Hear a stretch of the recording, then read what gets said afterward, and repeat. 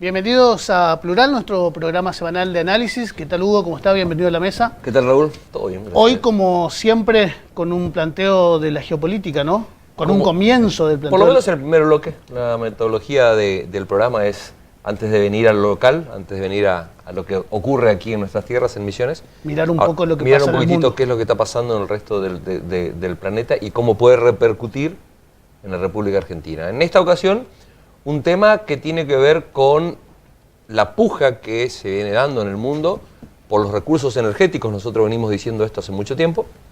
Si hay una puja que está marcando el mundo en este momento, es este conflicto, fuerte conflicto en el mundo, en el primer mundo, en el mundo desarrollado, como le llaman, por los recursos a futuro, y la energía es un recurso de los más valiosos.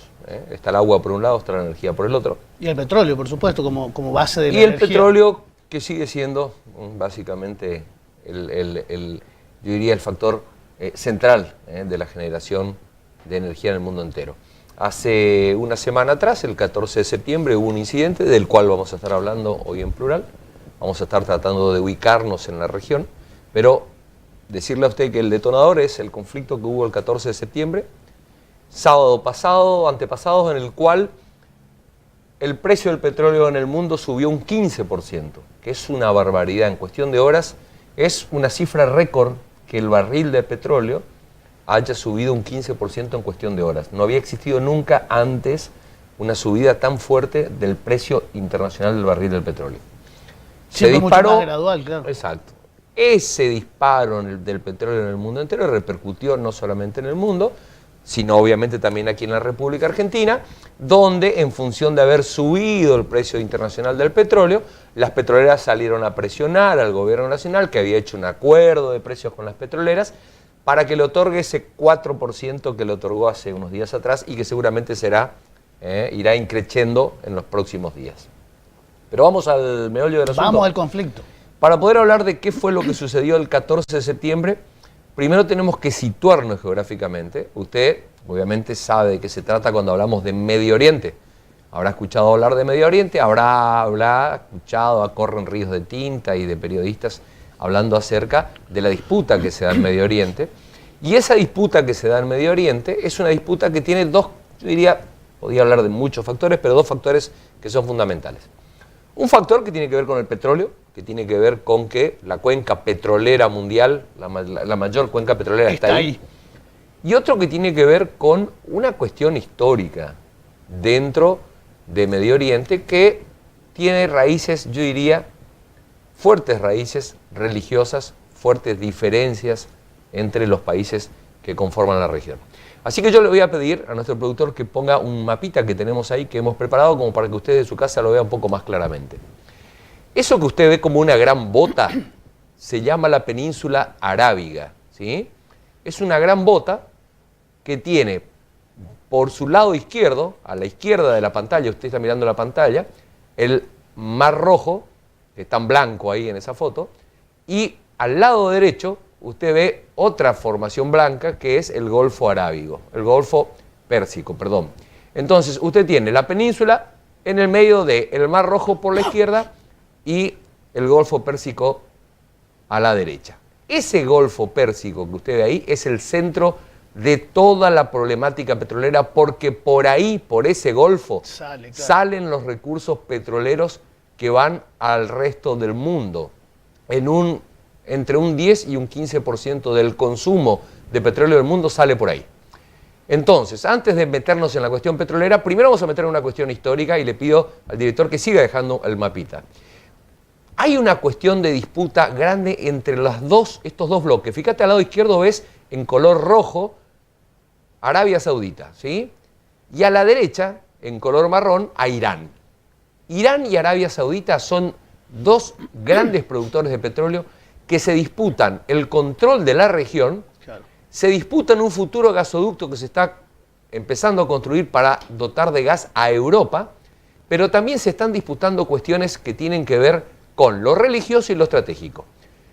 Con lo estratégico, China y Rusia le compran petróleo a Irán a escondidas, porque Estados Unidos le ha hecho un bloqueo económico a Irán para que Irán no pueda vender su petróleo. Y Arabia Saudita, que está enfrente del otro lado, recibe ayuda de Estados Unidos, de Jerusalén y de los países, yo diría, europeos, para que siga proveyéndole de petróleo. Arabia Saudita, el país que está ahí a la izquierda, tiene el tercer presupuesto mundial militar. Después de Estados Unidos y de China, el país que más gasta en armamento militar es Arabia Saudita. Hasta ahí vamos con una primera definición del conflicto. Ahora, con los antecedentes, digamos. Ahora vamos a arrancar en la cuestión religiosa. Los países que usted está viendo en todo ese mapa, desde Egipto, Siria, Líbano, etcétera, etcétera, Irán, el Golfo Pérsico completo con la península arábiga, todos esos países que ustedes ven ahí son países del Islam, son países musulmanes. Acá ya entramos en una cuestión que se le agrega a la cuestión estratégica y geopolítica y que tiene que ver con la cuestión religiosa. Los que están a la izquierda, los que están más en rojo, son sunitas, porque dentro del Islam, dentro de los musulmanes, hay dos grandes corrientes. Están los sunitas por un lado y los chiitas por el otro lado. Los que están en rojo, los que están en color más fuerte, son sunitas. Y los que están en color más claro son chiitas. Un 80% se estima de los musulmanes son sunitas y un 20% son chiitas. Pero no están divididos exactamente por porciones iguales. Están mezclados en la mayoría de esos países. Y ese conflicto religioso ha dado origen a muchas batallas, porque tanto Arabia Saudita como Irán, esos dos monstruos que están en disputa, han hecho algo parecido a lo que hizo Estados Unidos con Rusia en la Guerra Fría. No se enfrentan directamente, pero se van enfrentando en distintos países de la región. Y entonces, al norte de ese mapa que usted estaba viendo, que está Siria, ¿sí? Ahí están librando una guerra bien arriba, ¿eh? Si vos ves, Siria se ve, ahí se está marcando. En Siria, desde hace 8 años hay una guerra civil. Y bien al sur, si bajamos, está Yemen. Abajo de Arabia Saudita está Yemen. Desde el 2015, hace 5 años, ahí también hay una guerra civil. Al norte y al sur, 2 guerras civiles por cuestiones étnicas religiosas.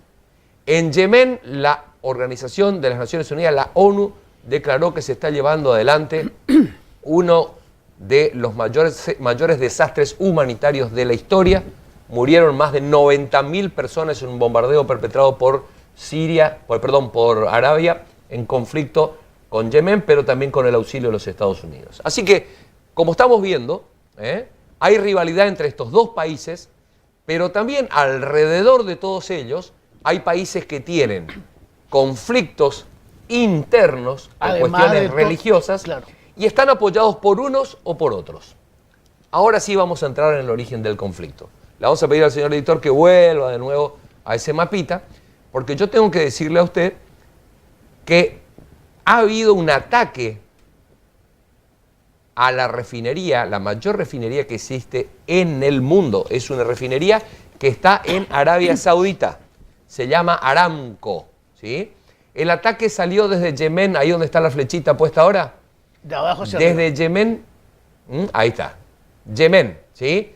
Deje esa placa, por favor, señor director. Desde ahí, desde Yemen, salieron 10 drones con explosivos que terminaron explotando en el país que está arriba. Yemen es un país, el país que está arriba se llama Arabia Saudí. En esos lugares donde ves las estrellitas, explotaron los explosivos de esos drones, ¿sí? En Abaqiaq, que es donde está la mayor refinería, y también un poco más al sur, donde está la segunda refinería de esta empresa, que es Aramco y que es la mayor refinería mundial de petróleo. Mundo, sí.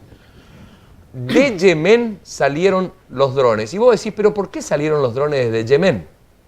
Porque Arabia Saudita le ha dado dinero y ha bombardeado en los últimos días a Yemen, porque Yemen ha tenido una guerra civil muy fuerte, la sigue teniendo, y los Houthis, que son el grupo armado, el grupo que se levantó contra el gobierno de Yemen y que tiene el poder hoy, están aliados a Irán, ¿sí? Ahí en Yemen, en el sur, lo que usted ve marcado con un colorcito más tirando a marrón, son dominios del grupo Houthi que está apoyado por Irán. Y la otra parte de Yemen está apoyado por Arabia. Acordate que en cada uno de esos lugares hay divisiones que están apoyados por uno o por otro de estos grandes, de estos gigantes. Desde Yemen salieron los drones que hicieron volar la refinería y eso impactó en el precio internacional del petróleo. ¿Qué puede llegar a acontecer más adelante? La siguiente pregunta que debe tener seguramente en placa el señor director ahí, como para que avancemos. Ahí estás viendo el incendio de las refinerías. Del bombardeo, sí. Cuando ocurrió esto, automáticamente en el mundo se disparó el precio del petróleo, en un 15%. Precio que se puede disparar mucho más si los conflictos continúan. Claro. Pero como hay reservas internacionales, como tanto Arabia Saudita como Estados Unidos tienen reservas internacionales, el precio del petróleo en los siguientes días volvió a bajar. Hoy está en $65 el precio del barril. Hay una cuestión que es importante, porque a esta cuestión local religiosa, a esta cuestión de enfrentamientos locales, nosotros tenemos que agregar otro factor, que son las potencias extranjeras que están interesadas en la zona. Y entonces yo tengo que contarle a usted que, por ejemplo, Estados Unidos, que saca gran parte de la producción de petróleo a través del Golfo Pérsico, ha tenido ya varios incidentes en el transcurso de este año que ha denunciado. Nosotros hemos hablado aquí en nuestro programa y en esta columna de lo que fue en su momento un atentado a buques petroleros que Estados Unidos puso y sindicó en los iraníes como autores de esos ataques a los buques petroleros. También hablamos de lo que había acontecido en el estrecho de Hormuz, donde había amenazas de Irán de bloquear el estrecho de Hormuz para que no salgan más buques. ¿De dónde viene todo este fuerte conflicto además del petróleo? Irán, que tiene esa fuerte disputa con los árabes, con Arabia Saudí, tiene un programa nuclear muy desarrollado. Ese programa iraní muy desarrollado sufrió bloqueos por parte primero de la administración de Obama.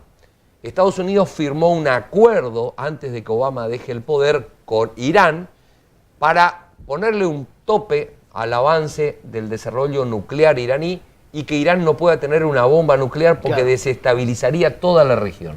¿Sí? Los israelíes fundamentalmente están interesados en que Irán no tenga ese desarrollo nuclear porque Irán le viene ganando la pulseada a Arabia Saudita, le viene ganando la pulseada incluso a potencias mundiales y se ha ido expandiendo a tal punto que los chiitas que forman parte del esquema de Irán, en el Líbano y en la guerra que se ya está dando actualmente en Siria, han avanzado y ya están casi a las puertas de la frontera con Israel y eso los tiene muy preocupados los israelíes. Así que tanto Estados Unidos como Israel se juntaron y ni bien asumió Trump, desconocieron el acuerdo que había firmado Irán con Estados Unidos. Trump dijo, no voy a cumplir este acuerdo, le puso sanciones mucho más fuertes a Irán para que dé pasos atrás en el desarrollo de su plan nuclear. Irán dijo que no iba a dar pasos atrás en eso y entonces Estados Unidos llevó adelante un bloqueo comercial para impedir que el petróleo que sale de Irán se pueda vender al resto del mundo. ¿Qué está haciendo Irán entonces? De manera, yo diría, clandestina, le vende petróleo a China y a Rusia. Fíjese usted cómo este enfrentamiento entre Estados Unidos se expande y China, esta guerra comercial, esta guerra por recursos que yo le vengo diciendo y también energética, se está dando en todo el planeta. En todo el planeta. Entonces, Estados Unidos lleva adelante sanciones contra Irán, Irán termina vendiéndole a Rusia y a China de manera encubierta su petróleo y entonces se le suma a la conflictividad local, la conflictividad religiosa, a la conflictividad por intereses petroleros de estos dos grandes países, el hecho de que Estados Unidos e Israel están de un lado y China y Rusia están del otro. Hay una fuerte compulsa en esa zona y si le agregas los problemas locales, los problemas étnicos religiosos, la guerra civil de Siria y la guerra civil de Yemen, la intervención de Estados Unidos por un lugar y de China y Rusia por el otro, eso es un polvorín.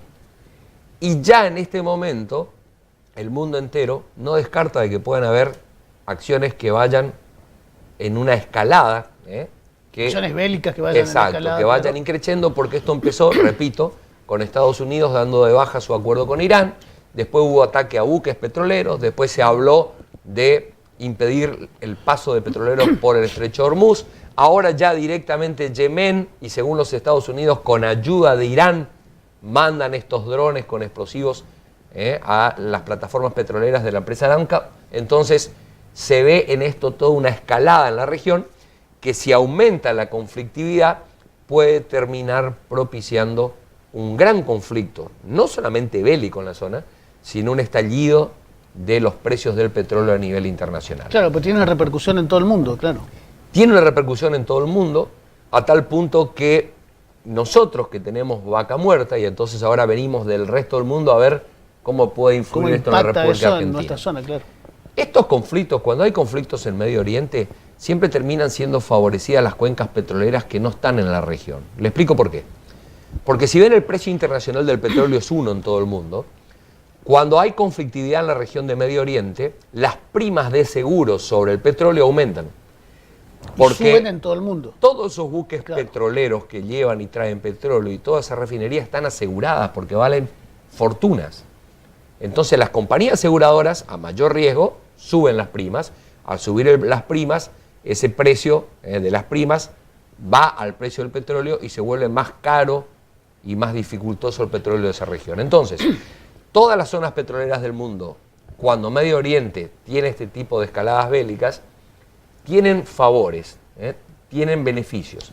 Vaca Muerta debiera tener beneficios. ¿Por qué no los tiene todavía?